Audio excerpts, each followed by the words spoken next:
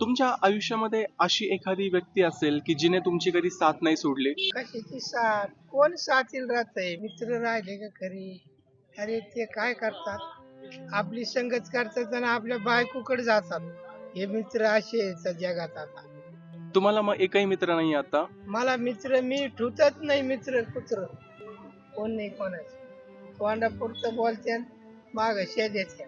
तुम्हाला मग साथ कुणीच नाही दिली मला आजपर्यंत? साथच नाही, भगवंताची साथ आहे. प्रेमाने बोलणारा माणूस राहिला नाही बर बर. जगात. सारे लबड लोक आहे. तुमच्या लहानपणी तुम्हाला मित्र असतील शाळेमधले? हो, आता त्या टायमाला मी शाळेत शिकलो नाही तर काय ते मित्र. आमचे वडील लहानपणी मेले, 10-12 वर्षाचा होतो तेव्हापासून काम करतो. सगळे बाकीचे माणसं बारीक बारीक होते घरातले. आई मोठी, बर भाऊ बहीण हे छोटी छोटी होती. बर बर. कमायला मी एकटा. तिथं पोट भरलं तिथं थांबायचं, तिथं पोट भरलं. आता इथं पोट भरलं, इथं थांबलो, इथं थाईक झालो. आता इथूनच जायचं बर बर. पुढं अमरधामला. नाही नाही, तुम्हाला आणखी भरपूर आयुष्य आहे आजोबा. काय भरपूर काय राहिले आता शिल्लक?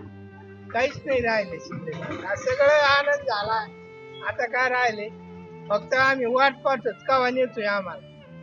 आपल्या हातात असतं ना तर आपण लय लवकर गेलो असतो. राहून काय फायदा आहे सांग?